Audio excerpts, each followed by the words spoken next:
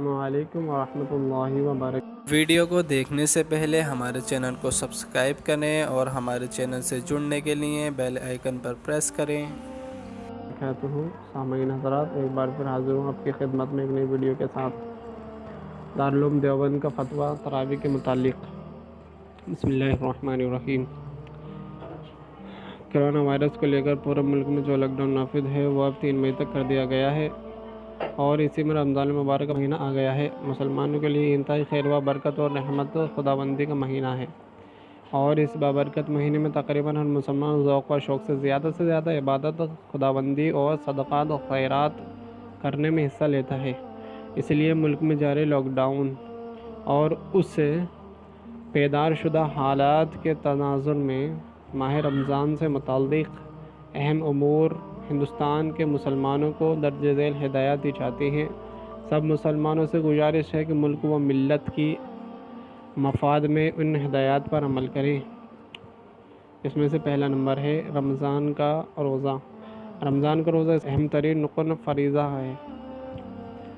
بلا عذر شرعی رمضان کا روزہ نہ رکھنا بہت بڑا گناہ ہے، لہذا تمام مسلمانوں کو چاہیے کہ رمضان المبارک کے روزوں کا خاص اہتمام کریں، بالخصوص وہ حضرات جو تندرست ہیں، صحت مند ہوں، اور جو گرمی یا کام کاج وغیرہ معمولی عذر کی بنا پر روزے کو چھوڑ دیتے ہیں، کیونکہ لاک ڈاؤن کی وجہ سے سب لوگ گھر ہی پر موجود ہیں۔ البتہ جنہیں واقعی کوئی عذر یا بیماری ہو وہ کسی معتبر مفتی سے مسئلہ معلوم کر کے عمل کریں۔ دوسرا ہے تراویح کی نماز 20 رکعت رمضان المبارک کی خاص عبادت ہے، اور ہر مرد اور عورت پر سنت موقعہ ہے، لہٰذا ماہ رمضان میں تراویح کا خاص اہتمام کیا جائے۔ البتہ مساجد میں تو انتظامیہ کی اجازت کے مطابق صرف 3 یا 4 افراد ہی تراویح ادا کریں، 5 بھی ہو سکتے ہیں، اور تراویح کے لیے یہ 3، 4 یا 5 افراد ہی ہوں جو دیگر نمازیوں کے لیے متعین کیے گئے ہوں، اور باقی حضرات اپنے اپنے گھر میں تراویح جماعت سے باجماعت ادا کریں، اور جن لوگوں کے لیے گھروں میں جماعت کی صورت نہ بن پائے یا بن سکے تو وہ تنہا تراویح ادا کریں۔ اگلا نمبر، تیسرا نمبر آتا ہے تراویح میں قرآن پاک کا پڑھنا یا سننا۔ تراویح میں پورا قرآن پاک پڑھنا یا سننا بھی سنت ہے، لہذا حتی الامکان ہر مسجد میں ختم قرآن پاک کا نظم کیا جائے، اور اگر سامع کا بھی نظم ہو جائے تو بہتر ہے، تاکہ ضرورت پر لقمہ دے سکے اور قرآن کریم میں کوئی غلطی نہ رہ جائے۔ یعنی مسجد کے امام، مؤذن، حافظ قرآن، سامع وغیرہ صرف 4-5 حضرات تراویح ادا کریں، اور گھروں میں اگر کوئی حافظ قرآن میسر ہو تو تراویح میں پورا قرآن پاک سنا جائے، اور اگر کوئی حافظ قرآن میسر نہ ہو تو الم تری کیف فعل سے تراویح پڑھی جائے، اور جن لوگوں کو صرف 2-4 صورتیں یاد ہوں وہی صورتیں بار بار پڑھ کر تراویح پڑھ لیا کریں۔ نوٹ: مسجد میں تراویح کے لیے امام کے علاوہ کسی حافظ کا نظم کیا جائے تو حافظ صاحب کا قیام مسجد میں ہی رکھا جائے، یا مسجد کے قریب کسی مکان میں۔ حافظ صاحب کے لیے روزانہ تراویح کے لیے دور دراز علاقے سے یا دوسرے محلے سے آنے کا نظم ہرگز نہ رکھا جائے، اور اگر کوئی حافظ مسجد میں یا مسجد سے قریب مکان میں قیام کے لیے تیار نہ ہو تو الم تری کیف سے تراویح پڑھ لے۔ اسی طرح گھر میں تراویح کے لیے دور دراز علاقے یا دوسرے محلے کا حافظ کا نظم نہ کیا جائے، گھروں میں صرف گھر کے افراد تراویح ادا کریں۔ حالات کے تناظر میں احتیاطی اسی میں ہے۔ اگلا نمبر، تراویح میں نابالغ کی امامت۔ فرائض کی طرح نوافل میں بھی نابالغ بچہ بالغ مقتدیوں کی امامت نہیں کر سکتا۔ مختار و مفتی بقول یہی ہے، لہذا تراویح میں کسی نابالغ بچے کو امام نہ بنایا جائے، اگرچہ وہ حافظ ہو، البتہ اگر وہ نابالغ بچوں کی امامت کرے تو کچھ حرج نہیں۔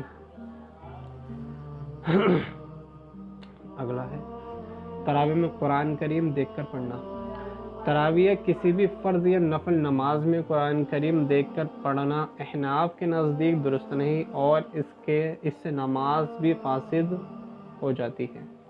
حنابلہ اور شوافع کے نزدیک اگرچہ جائز ہے، لیکن بلا ضرورت شرعیہ مذہب غیر اختیار کرنا درست نہیں، اور جب حافظ میسر نہ ہونے کی صورت میں علم تری کیف تراویح بلا کراہیت جائز ہے، تو یہاں شرعیہ متحقق نہیں، لہذا حافظ میسر نہ ہونے کی صورت میں علم تری کیف سے تراویح پڑھی جائے، تراویح میں قرآن کریم دیکھ کر نہ پڑھا جائے۔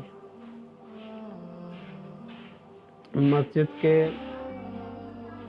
پڑوس یا اطراف یا بلڈنگ کے فلیٹس والوں کی بذریعہ مائک تراویح میں شرکت۔ کسی کے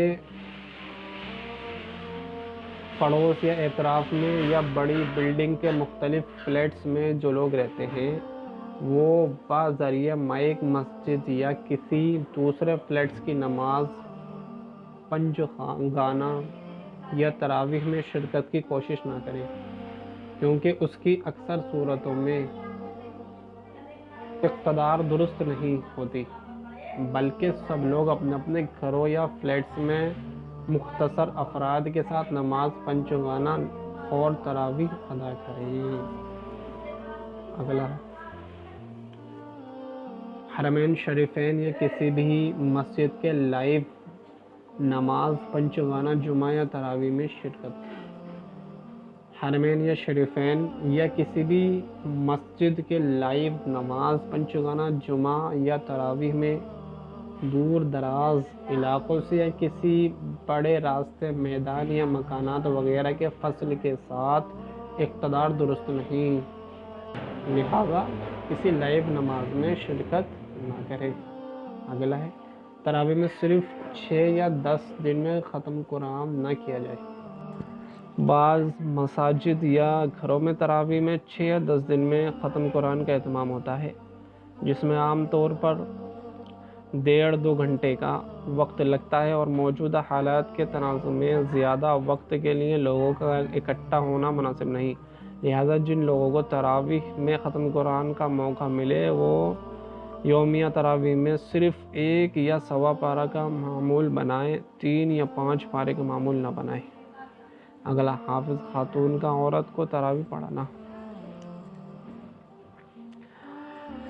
خواتین میں اگر کوئی حافظ قرآن ہو اور وہ اپنی تراویح میں قرآن کریم پڑھنا چاہتی ہیں تو اس میں کچھ حرج نہیں، البتہ وہ امام بن کر تراویح نہیں پڑھا سکتی، اگرچہ اس کی اقتدار صرف عورتیں کریں گی، کیونکہ عورتوں کے تنہا جماعت مکروہ ہے، اگرچہ تراویح میں ہو، اور قرآن کریم یاد رکھنے کے تنہا نوافل میں اور خارج میں زیادہ سے زیادہ قرآن پاک کی تلاوت کی جائے، اور اگر گھر میں کوئی دوسرے حافظ خاتون یا کوئی محرم مرد ہو تو اسے روزانہ 1-2 پارے یاد کر کے خارج میں سنا دیا جائے۔ اگلا ہے جو حضرات خواہش کے باوجود تراویح میں قرآن پاک نہ سن سکے۔ مقام علماء مفتیان کرام کو چاہیے کہ وہ عوام کو سمجھائیں کہ جو حضرات خواہش کے باوجود اس سال تراویح میں قرآن پاک سننے کی سعادت نہیں حاصل کر پائیں، وہ پریشان نہ ہو، وہ اپنی نیت کے مطابق انشاءاللہ پورا ثواب پائیں گے۔ لہٰذا مسلمانوں کو جذبات سے اوپر اٹھ کر ملک و ملت کے مفاد میں اکابرین ملت کی ہدایت پر عمل پیرا ہونا چاہیے، ان کے خلاف ورزی ہرگز نہیں کرنی چاہیے۔ یہ تھا دارالعلوم دیوبند کا فتویٰ جو انہوں نے تراویح کے متعلق دیا تھا۔ یہ میں نے اس کا آپ کو کچھ حصہ بتایا ہے، کچھ حصہ انشاءاللہ اگلی ویڈیو میں آپ کو بتا دیا جائے گا۔ آپ کا بھائی دعاؤں کا طالب۔ السلام علیکم ورحمۃ اللہ وبرکاتہ۔